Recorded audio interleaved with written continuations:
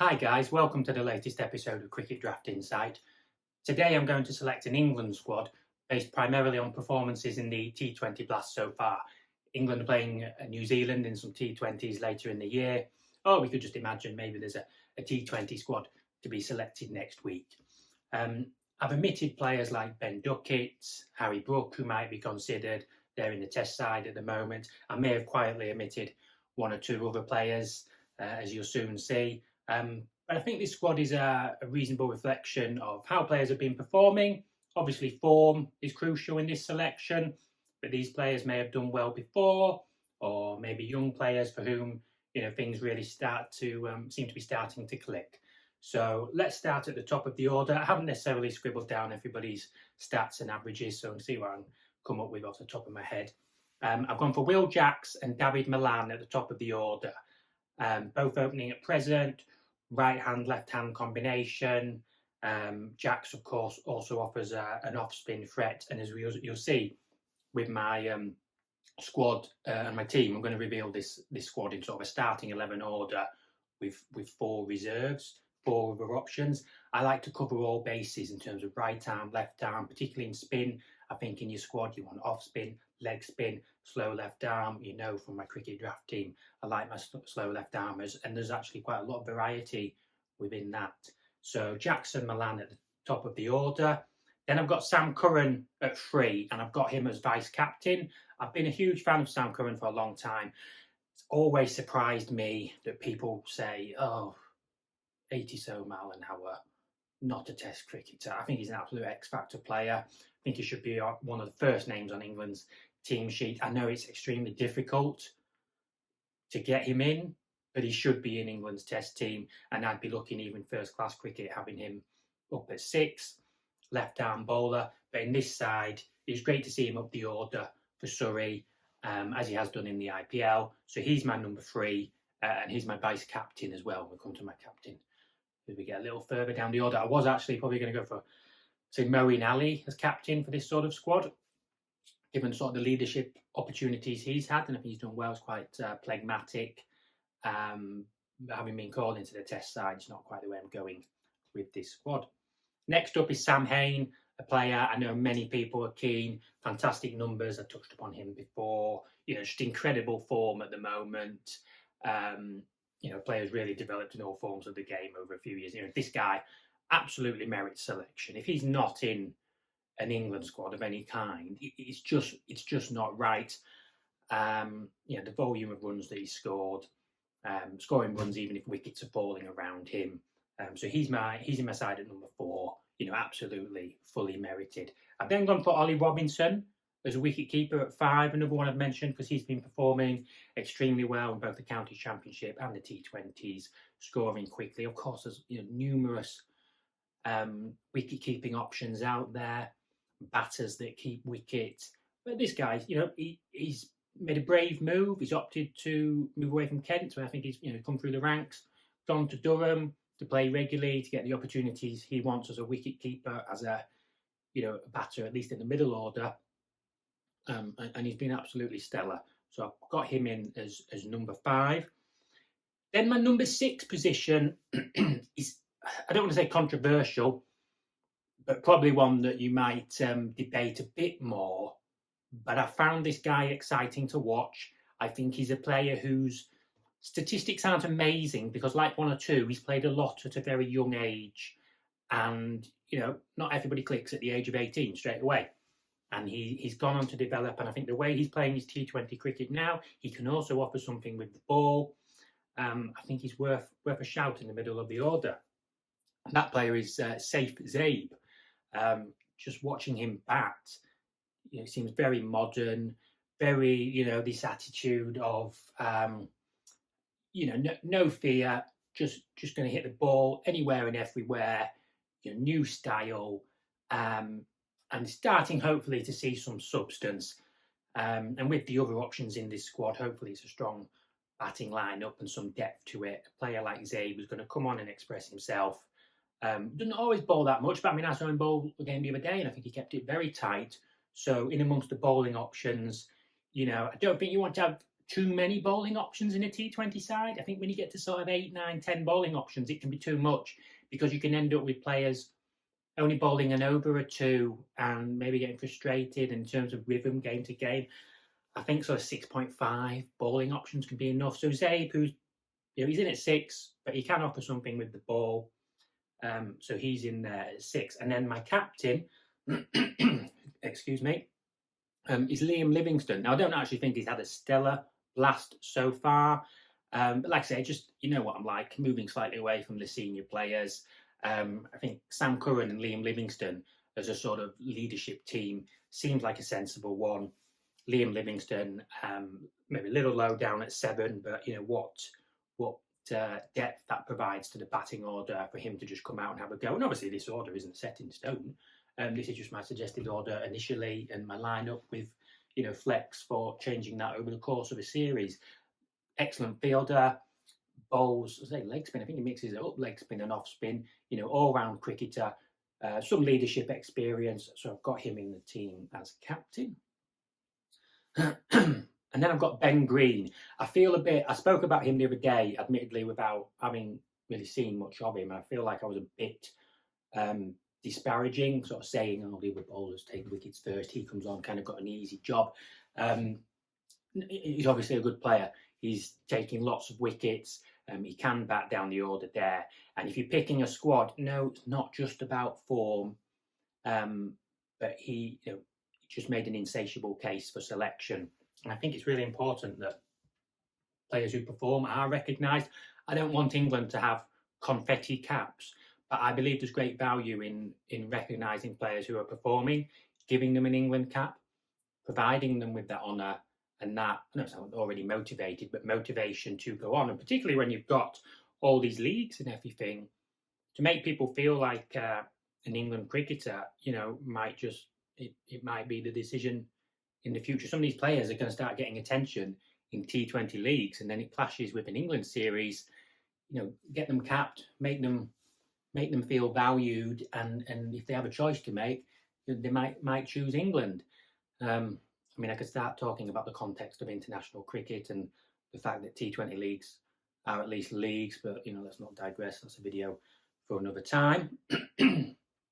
Now we're moving, onto the bowlers. So I've got a couple of spin bowlers in there. I said about off spin, leg spin. I'm pretty sure I've got Livingstone in there.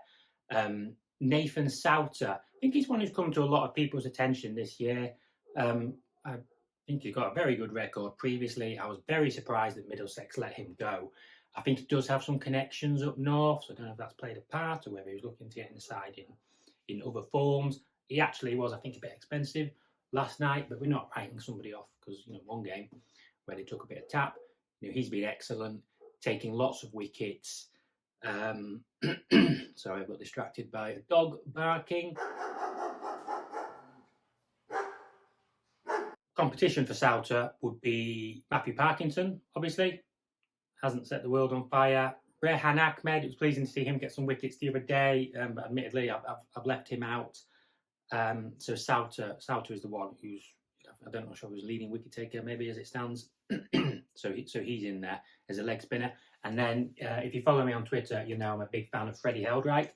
I think he's 10 wickets in his last 3 games. So slow left arm unorthodox bowler. At the start of the season, if I was putting this squad together, I would have anticipated, as much as I was aware of Heldreich, and I had him in my team originally, and put him back in, fortunately, I would have expected it to be Jake Lintott getting the nod. He's not had a stellar time. I'm not even sure if he played the last game. Heldreich, some people might look at Heldreich and say, oh, okay, he's taken some wickets in the last few games. Doesn't mean he's an international cricketer. But, we've had all this talk about Moeen Ali, and a lot of people saying, oh, well, who are these other spinners you should pick? Who are these other spinners that have been taking wickets? I know it's a different format. Well, they don't want Dawson, they don't want Jacks, they don't want Ahmed, they want Moeen Ali, even though he hasn't taken any first-class wickets for years. So Heldreich's taking wickets.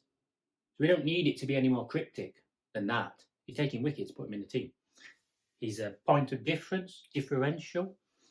And like I say, that variety in your attack, form, confident young man, I would have him in my England team. And I would also have Sam Cook, who I nearly forgot about when I was putting this squad together. Excellent red ball, first class record, of course. I've always put him and Ben Code sort of together. Unfortunately, Ben Code, injuries. I think he's criminally possibly going to miss the boat. But anyway, this is the T20 side, Sam Cook, because he took back-to-back 4-wicket hauls. I think did Souter do that? I mentioned Green taking 3 4-wicket hauls, Heldright taking 3 4-wicket hauls. Sam Cook took back-to-back 4-wicket hauls. Obviously, you're not going to take 4-wicket haul every game, but his T20 record is pretty decent, along with that excellent first-class record. So I've got that down as my starting 11. So Will Jacks, David Milan opening the batting, Sam Curran vice-captain at 3, Sam Hain at 4 and wicket-keeper Ollie Robinson at 5, Safe Zabe at 6 and captain Liam Livingston at 7. Ben Green at 8, Nathan Souter at 9, Freddie Heldright 10, Sam Cook 11. And it gives you options, in terms of the bowling, Cook and Curran, right arm, left arm. I like throwing an over a spin normally, slow left arm. But, Jacks, Souter, Heldright, anybody could just bowl an over up top. I noticed a few matches I'm watching this season, a lot of teams seem to be changing it. Somebody, one bowler bowls an over, the next one, and change, rather than say 2 bowlers bowling 3 overs. A lot of that mixing up, and I do think there's value just putting a spinner on initially, as impressive as we've seen the likes of Luke Wood, who dried up a bit, but we'll come to him. So on the bench, Will Smeed, after a slow start, 50-odd, 90-odd, one of the few players like Curran, 1 or 2 others who've found some consistent form. Will Smeed definitely in the squad with the intention of getting him up and running in the international environment. I've then also selected Michael Pepper, which might seem like a slightly, he's a good player, but a slightly, there's lots of competition. I mean, I'll maybe come to some of the players I've omitted, but unusually for an England side, I haven't really got any other wicket-keeping options. So Michael Pepper seems to be quite aggressive. I don't think he's a finished article, but an exciting player. In fact, I don't think he's been keeping wicket, but he can keep wicket. So I put him in the side. And then I've got Jordan Thompson. Now I've got Ben Green and Jordan Thompson. I think he's capable of hitting sixes. I think he is far capable of averaging more than 15, that's for sure. I'd be tempted on occasions to send him in the power play. Similar maybe to Green. Okay, I think he benefits sometimes from bowling a little later. You're bowling late on, you're into a few wickets, you should take some wickets. But he does take wickets, and he's one of those players. I think there's a lot of talent there, a lot of all-round contribution, and I think there's more to come. I do think he can be better. You might say, well, hold on, in the England team should be better. But Zabe, even Will Smeed is not the finished article. I'm not saying Heldright is the finished article. So these players, I believe, can develop and grow and be excellent players for England. And the other player I've got in the squad is Luke Wood, who, like I said, I think has dried up a little bit. I thought he was unfortunate when he went to Pakistan and he played 2 games and then he got taken out. I didn't like the way England managed that 7-match series in terms of personnel and the opportunities they gave them. I think they won the series, so fair enough. So yeah, Luke Wood as another left-arm pace option. If Curran's at 3, I've got a lot on. So Will Jackson, David Milan to open initially. Sam Curran 3, Sam Hain 4, Ollie Robinson 5, Safe Zabe 6, Liam Livingston 7, Ben Green 8, Nathan Souter 9, Freddie Heldright 10, and Sam Cook 11. Like I say, you've got off spin, you've got leg spin, slow left arm, orthodox, unorthodox. You've got a bit of left arm, right hand batting. You've got good depth to your batting, but you've got good depth to your bowling too.